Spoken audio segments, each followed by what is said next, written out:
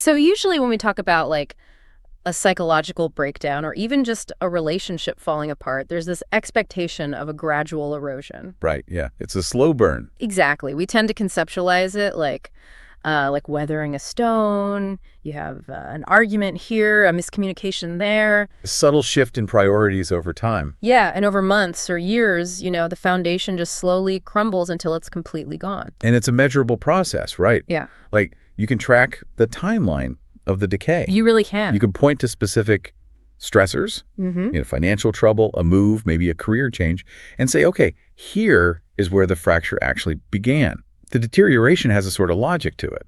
And in a weird way, that logic is comforting because we are wired to seek out cause and effect. Absolutely. But today's deep dive takes that timeline and just, completely throws it out the window. Oh, totally. It shatters it. Right. We are looking at a behavioral landscape that fractures abruptly without any conventional warning whatsoever. Yeah, and I want to welcome you to the deep dive today because this one is, it's intense. It is. Today we're exploring a singular, deeply unsettling first-person account. It's titled The Hunger Beyond the Tree Line. Just a chilling title, honestly. It really is. So it documents a couple-section hike on the Appalachian Trail down in Virginia. And what starts as this, romantic, unplugged getaway, it morphs into a profound psychological and physical alienation. And our mission for this discussion, just so you know, isn't just to recount a scary sequence of events. Right. We're not just reading a campfire story here. Exactly. We are going to deconstruct this narrative as a real-time psychological and, frankly, biological case study. Yeah. We need to analyze the environmental red flags, the complete breakdown of interpersonal communication, and the horrifying realization of what happens when the person you trust most in the world suddenly views you as an existential threat. It's terrifying, and to truly grasp the horror of this descent, we really have to establish their baseline first. That's crucial, yeah. So, the narrator and her boyfriend, Dane, they've been together for 4 years. The text specifically points out that they finish each other's sentences, right? They share a private shorthand language. They are deeply, deeply connected. Yeah, imagine a perfectly calibrated instrument. When you know someone this intimately, your brains are basically synced up. In cognitive psychology, we actually have a term for that. It's known as lexical entrainment. Lexical entrainment. Okay. What does that actually look like in practice? Well, over time, couples develop a shared vocabulary and a conversational rhythm that is completely unique to them. They literally stop needing to explain contexts. Oh, like when you can just reference an inside joke with one word? Exactly. Huh. And furthermore, they develop this intricate understanding of each other's nonverbal cues. Right. They are attuned to, micro-expressions, breathing patterns, even resting heart rates. They aren't just dating anymore. They are operating within a deeply enmeshed cognitive state. Like if my partner sighs, I don't just hear a generic sigh. You know exactly what kind it is. Right. I know if it's a tired sigh, an annoyed sigh, or an anxious sigh. There's zero ambiguity there. And that's why when the narrator says, I know him better than anyone, which is why I know I'm not being paranoid, we really have to trust her. We're dealing with a highly reliable witness to Dane's baseline behavior. Yes, so any deviation from that baseline is incredibly significant. Because you can't have a terrifying, disorienting descent into alienation without first establishing that absolute, unshakable trust. The contrast is the anchor here. It really is the anchor. So they embark on this 3-week, 200-mile stretch of the Appalachian Trail, and it's Dane's dream trip. Yeah, he's the experienced one. Right. The narrator is a novice, but they hit the trail, and for the first 2 weeks, she says it is completely idyllic. Just picture perfect. Yeah, they fall into this perfect rhythm, hiking, setting up camp, eating those, dehydrated meals. Which are never as good as they sound, but yeah. Huh, true. But they are completely unplugged. No phones, no emails, no obligations. The narrator notes that they would talk until they literally fell asleep mid-sentence. That is just a profound level of comfort. She says she had never felt closer to him. And from a neurochemical perspective, they are at the absolute peak of emotional intimacy right now. Because of the isolation? Well, they've stripped away all the modern-day cognitive loads. There's no artificial lighting disrupting their circadian rhythms, right? Oh, right. No screen time? Exactly. Yeah. No constant dopamine hits from social media. They are operating as a pure, cooperative unit in nature. So their brains are just resetting. Yeah, and the physical exertion of hiking releases endorphins, while the constant proximity and cooperation just flood their systems with oxytocin. I mean, they are as connected as two human beings can possibly be. Which makes the shift in week 3 so jarring. It's a violent shift. Yeah. The narrator points out that the trees and the trail looked identical, like visually, nothing altered at all. But the woods changed. Such an eerie way to describe it. She describes the air becoming thicker, heavy with an unmeasurable atmospheric weight that pressed tightly against her chest. Unmeasurable atmospheric weight. Yeah, and I really want to unpack that sensation because it doesn't sound like a metaphor to me. It sounds like a physical, biological reaction to an environmental change. I agree completely. It is absolutely a physiological response. Okay, so what's happening to her body then? Well, what the narrator is likely describing is an acute sensitivity to a sudden drop in barometric pressure, or maybe even the presence of infrasound. Infrasound. Yeah, low-frequency sound waves that you can't hear, but you can feel them. Our bodies are essentially fleshy barometers. I love that phrase, fleshy barometers. It's true. We have baroreceptors in our blood vessels, and the fluid in our inner ears is highly sensitive to pressure changes. Oh, like when your ears pop on an airplane. Exactly. When the atmospheric pressure drops rapidly, which, often precedes a massive storm, or can be caused by certain geological or acoustic phenomena, the pressure inside our bodies is suddenly higher than the pressure outside. That makes total sense. It's like that feeling right before a violent thunderstorm hits. Yeah. Like you step outside, the sky might still be relatively clear, you can't really see the air changing, but your primal instincts just know you need to find shelter. Your body is warning you. Right. The hair on your arm stands up, your lungs feel heavy before your eyes even see the clouds. That's your autonomic nervous system. It's receiving danger signals that completely bypass your conscious perception. Wow. And what is vital to note in the text is that the narrator isn't the only one who feels it. Dane feels it too. But his reaction is what fundamentally shatters their perfect rhythm. Completely shatters it. He abruptly stops pointing out ridges and birds. Like this guy who has been talking her to sleep for 2 weeks just shuts down entirely. He retreats into what she calls a stony silence. Right. He hikes with his eyes forward and his jaw set. And the setting of the jaw and the fixed gaze, those are crucial details. Those are not passive behaviors. Let's challenge the initial read of that situation, though, because, they are 150 miles into a very demanding hike. It's a grueling physical test, yeah. Right. The narrator is a novice, sure, but Dane is leading the charge. Could this just be extreme physical exhaustion? Like the hiker's bonk. Yeah, what hikers call the bonk. When you just run out of glycogen, your energy crashes and your mood completely tanks. It is really tempting to write it off as the hiker's bonk, I'll admit. But if we look at the biological mechanics of glycogen depletion, it doesn't match Dane's presentation at all. Really? Why not? Well, when your liver and muscle glycogen stores are depleted, your brain essentially starts rationing energy. It shuts down non-essential functions. So you get tired and grumpy. Yeah, you become sluggish, uncoordinated, irritable. But more importantly, your posture slackens. Oh, because your muscles are tired. Right. Maintaining muscle tone requires ATP cellular energy that you no longer have when you bonk. So exhaustion usually looks like a collapsing of the body, a looseness. Precisely. You slump. But Dane doesn't slacken. He tightens.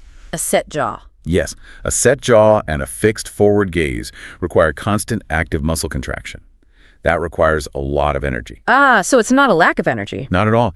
It indicates that his sympathetic nervous system, the fight, flight, or freeze network, has completely taken over. He is flooded with adrenaline and cortisol. So he isn't experiencing a passive mood swing. He is exhibiting intense hypervigilance. Exactly.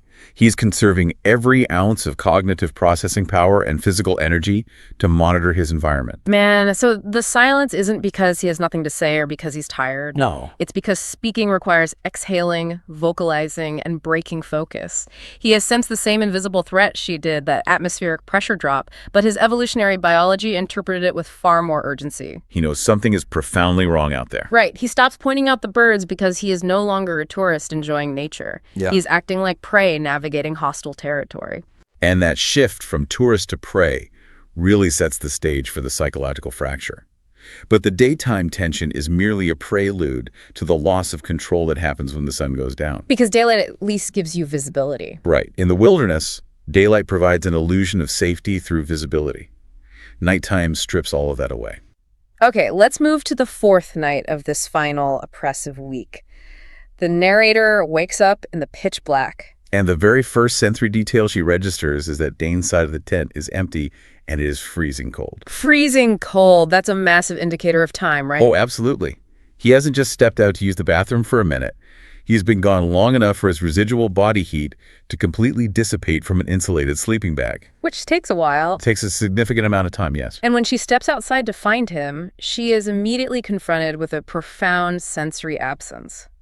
The text describes a dead, suffocating quiet where even the crickets had gone mute. Mute crickets. That is a horrifying detail. It's incredibly unsettling. But why is that? I mean, why does complete silence in the woods trigger a much stronger fear response in us than, say, a loud noise? Because in acoustic ecology, complete silence in a vibrant ecosystem is highly, highly unnatural. Really? Oh, yeah. We call it apex predator silence. Apex predator silence. Wow. See, insects like crickets and frogs don't just chirp randomly, they communicate. Crickets use a process called stridulation, rubbing their wings together, partly for mating, but they are also constantly monitoring their environment for vibrations. Vibrations in the ground. Yes. They have specialized organs in their legs called subgenual organs that detect minute tremors in the earth. Wait, so they literally feel the footsteps? Yes, they feel the footsteps, and when a large, unfamiliar macropredator moves through the brush, the insects closest to it detect the vibration and immediately stop stridulating to avoid drawing attention to themselves. Oh, that makes total sense. They're hiding. Exactly. This creates a localized drop in noise. But then, the insects slightly further away register that sudden silence from their neighbors, and they instinctively shut down as well. Like a domino effect. Exactly like that. It creates a cascading wave of silence that actually outpaces the physical movement of the predator itself. So the silence arrives before the monster does. You nailed it. The environment acts as an early warning system. When you step into woods that are completely mute, your brain processes the fact that the entire ecosystem is currently holding its breath. The environment is terrified. Yes. So she steps into this bubble of apex predator silence, and she spots Dane. He is standing 20 feet away at the tree line, just staring blankly into the dark. And he's doing it without a flashlight. Right. And for an experienced hiker, someone whose dream trip this was, stepping into the pitch black woods without a light source is not just a faux pas. It defies all survival logic. Why is it so dangerous, beyond just bumping into a tree? Well, when you remove visual anchors in the dark, you completely lose your spatial awareness. Your vestibular system struggles to maintain balance without a horizon line to look at. Oh, so you could just fall over. Yeah, the risk of twisting an ankle, becoming disoriented, or stumbling into wildlife is immense. The fact that he is out there in the dark suggests his logical conscious brain is not driving his actions. He's not thinking clearly. He has been drawn out there. It implies a compulsion. So she calls his name, and the text says he spins around so fast it startles her. And her description of his face here is crucial. I want to zero in on the exact phrasing she uses, actually. She says, he didn't look scared. He looked like a thief caught in the act. A thief's caught in the act. Yeah. That specific identification of guilt over fear completely alters the psychological dynamic of the entire scene. It's fascinating because, if you snap someone out of a trance in the dark woods, you expect them to look confused. Right, like, how did I get here? Exactly. Or you expect them to look horrified if they were looking at something dangerous in the trees. But the narrator identifies guilt. Let's look at the mechanics of facial expressions. How do we differentiate fear from guilt in a split second? It comes down to micro-expressions. Pioneer work by researchers like Paul Ekman shows that fear is a very open expression. Open how? The eyes widen to increase the field of vision, the brows raise, the mouth might open to take in more oxygen. It's an evolutionary response to gather more data about a threat. You're trying to take in the room. Right. Guilt, however, is an inward defensive expression. It involves gaze aversion, a lowering of the head, and often an asymmetrical tightening of the lips. And the narrator's subconscious recognized those specific micro-expressions on Dane's face. Exactly. But why guilt? Yeah, guilt implies agency. It means Dane is withholding something vital. Right. If he looked scared, it would mean they were both victims of whatever was in the woods. But looking like a thief implies he knows a truth that she does not, and he has just been caught engaging with that truth. He is assessing whether she saw what he was looking at. He is actively calculating how much information she possesses in that split second. And he quickly mutters an excuse, just needed to use the bathroom, which is incredibly flimsy given the lack of a flashlight and the freezing sleeping bag. Nobody goes to the bathroom in the pitch black without a light. Exactly. But they crawl back inside the tent anyway. And this creates what feels like the most physiologically torturous part of the trip. She said she could feel him lying beside her all night, stiff and unblinking. The tent, which just 2 weeks prior was this cozy cocoon of safety where they shared a private shorthand, has completely inverted into a claustrophobic trap. It's the horror of extreme proximity without any connection. Yeah. He is inches away, but the distance between them is infinite. And staying rigid for an entire night, I mean, the biological toll of that is staggering. Oh, it's immense. To remain physically rigid and awake for hours once his autonomic nervous system is firing on all cylinders. Yeah. He is experiencing a massive, sustained dump of cortisol. Which is the stress hormone. Right. Under normal circumstances, sleep, specifically REM sleep, is when the brain flushes out stress hormones and repairs the body. But he refuses to sleep. By refusing to succumb to sleep, he is keeping his muscles tense, anticipating an immediate, life-ending threat. He is quite literally poisoning his own system with stress hormones just to stay alert. Man, you'd really think getting off the trail would break the spell, though. You would hope so. They finish the hike, they endure this heavy, white-knuckled drive home, and they are back in their apartment. The ultimate control group, right? It's supposed to be the safe zone. But instead of returning to baseline, the environment dictates a terrifying inversion of this safe space concept. The terror actually escalates. It does. In the wilderness, irrational or hypervigilant behavior can be partially rationalized by the inherent unpredictability of nature. Like a snapping branch could be a bear. Exactly. But an apartment has walls, locks, and a predictable layout. When the extreme fear response persists in a controlled environment, it indicates that the perceived threat is inside the perimeter. Wow. Let's look at the first domestic incident that proves this. He is washing dishes, a totally mundane chore. Very mundane. The narrator places a hand on his shoulder, and he lets out a choked, instinctual gasp of pure panic before jumping away. The phrasing instinctual gasp is the key there. Right. It highlights a response that bypasses higher-order cognitive processing entirely. Exactly. When you touch someone who is just lost in thought, the signal travels to their brain, they process the touch, recognize it's you, and maybe they verbally startle, like, oh, you surprised me. Right, there's a cognitive delay. But a choked gasp and jumping away, that is the nociceptive reflex arc in action. Let's delve into the neurology of that arc because it's fascinating. Yeah, so when you experience something that your body perceives as an immediate threat to your physical integrity, the sensory signal doesn't even bother traveling all the way up to the brain to ask for permission to move. It takes too long. Right. The afferent nerve fiber carries the signal to the dorsal root ganglion in the spinal cord, passes it directly to an interneuron, and then straight to the efferent motor neuron to trigger a muscle contraction. It bypasses the brain entirely to save milliseconds. That's why the gasp is choked. The vocal cords and the conscious brain are literally catching up to the physical jump that already occurred.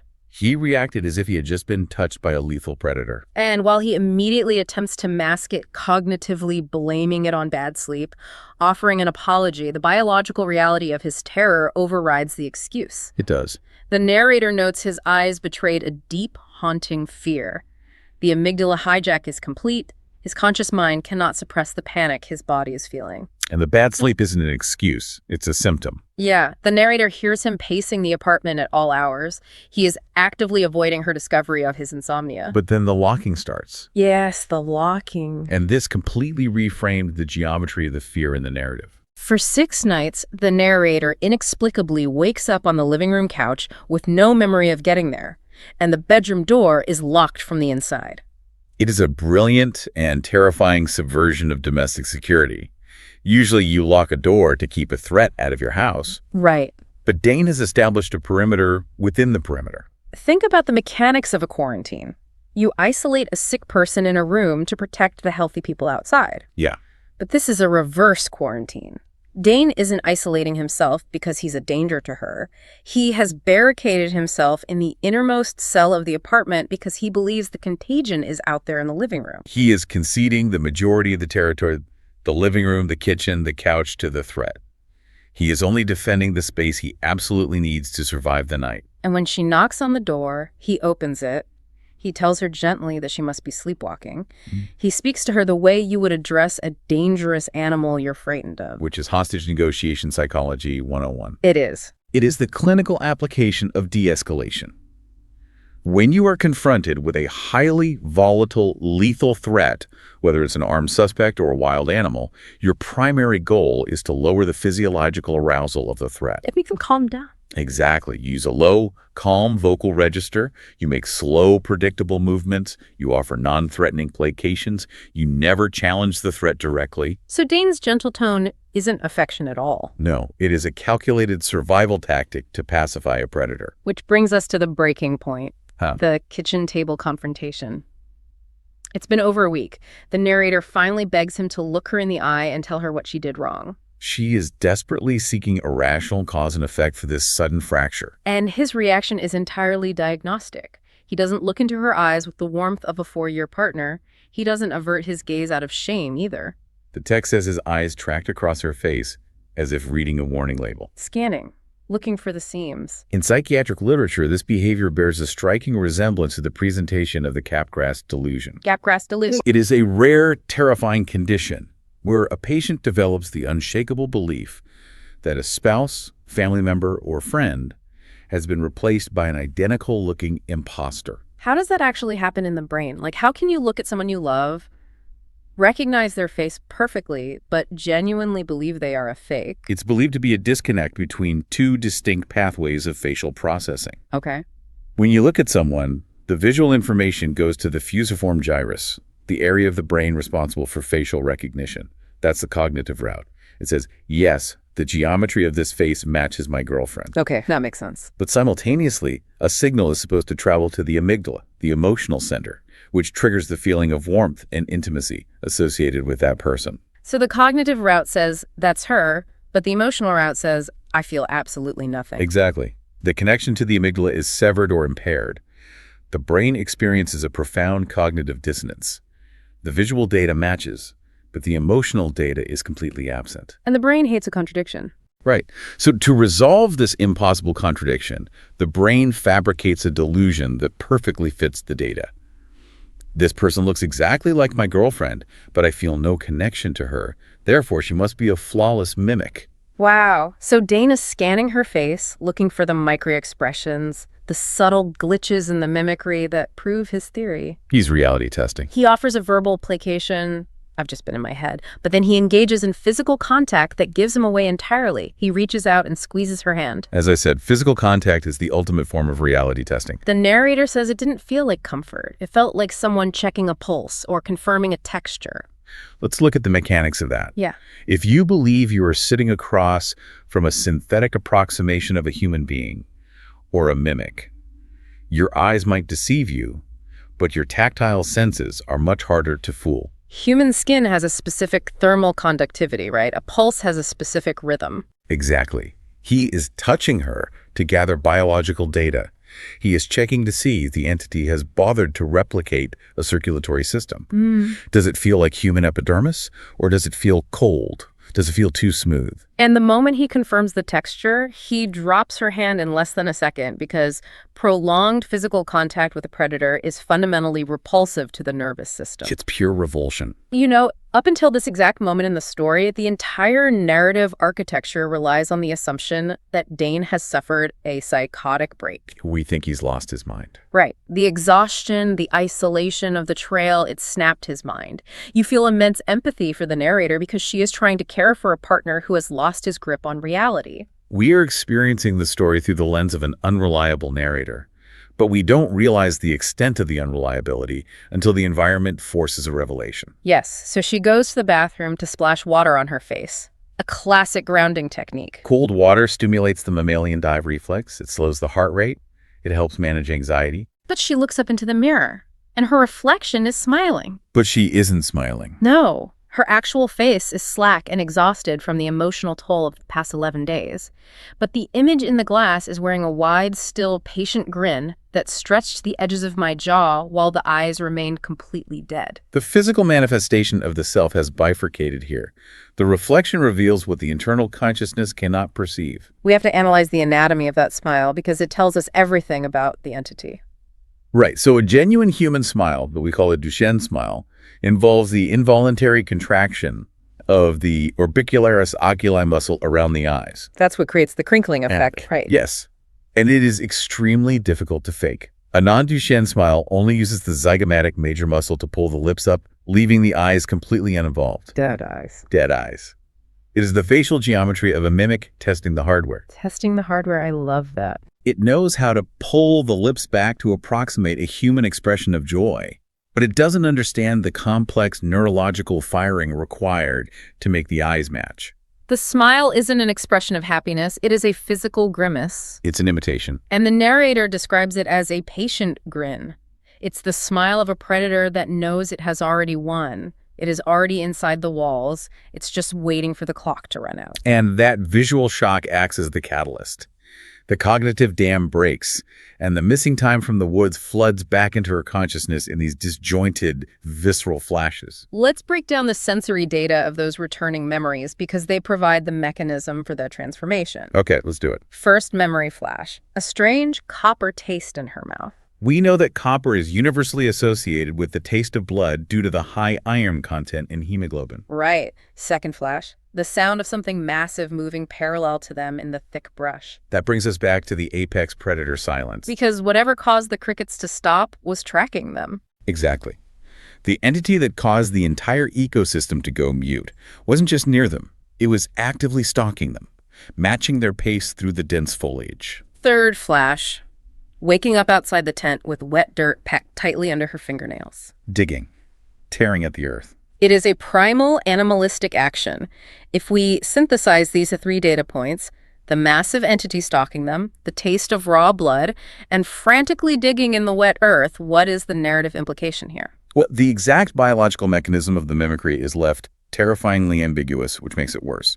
Did the entity consume the original narrator and assume her form? Or is it a parasitic infection that rewrote her neural pathways and is now piloting her physical body? The wet dirt and the blood suggest a violent physical subjugation that occurred while her conscious mind was entirely suppressed. And this realization fundamentally recontextualizes the pivotal moment of the entire deep dive. The tree line. The tree line. The narrator states, I realize now that when Dane stood at the tree line that night, he wasn't looking out into the dark.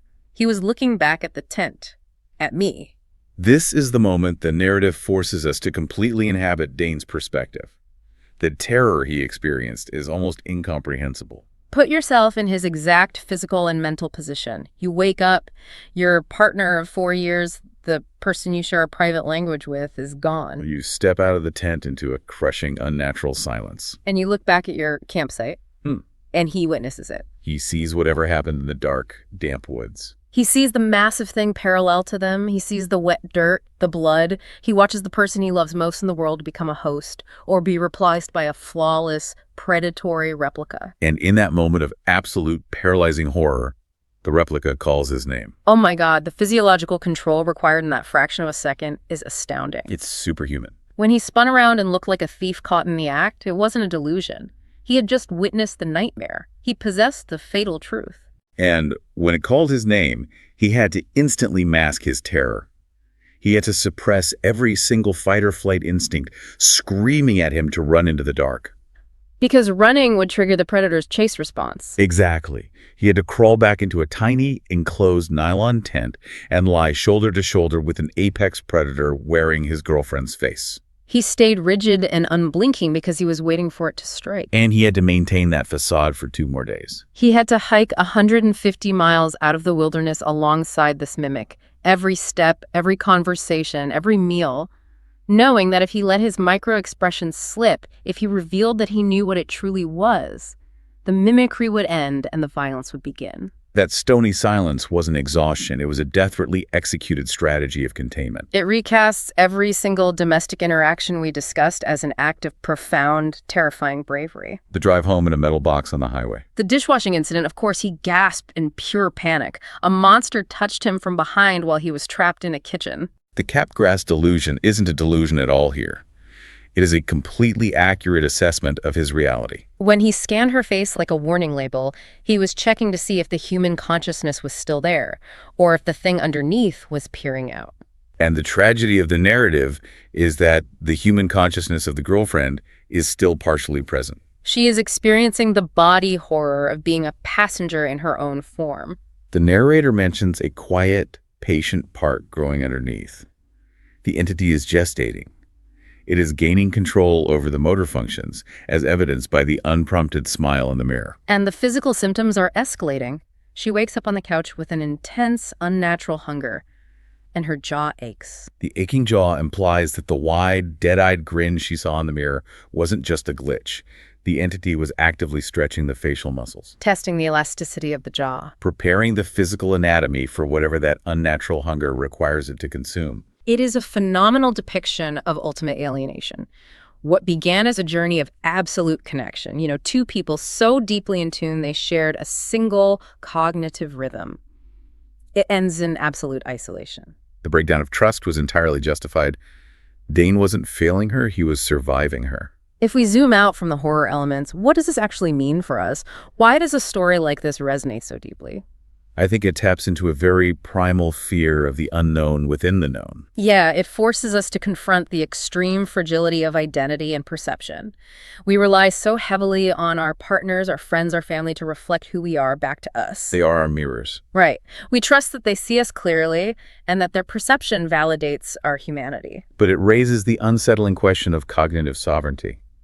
If your actions, your hunger, and your physical responses are being driven by a submerged patient drive that you cannot control, are you still you? Exactly. If the reflection looking back at you in the mirror has its own distinct agenda, where does your identity end and the environment begin? What happens when the person who knows you best in the world looks at you and accurately sees a stranger?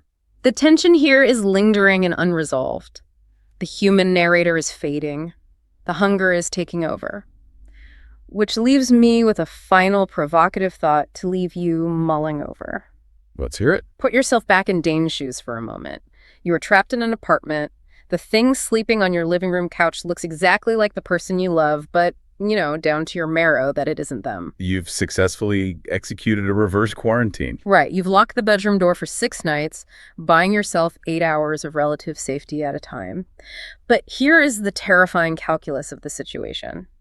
Eventually, the food and water in that locked bedroom are going to run out. You cannot stay barricaded forever. Biology dictates that you have to move. Exactly. At what exact point do you unlock that door and try to make it to the front exit, knowing that the thing on the couch isn't sleeping? It is just waiting patiently for you to finally make your move.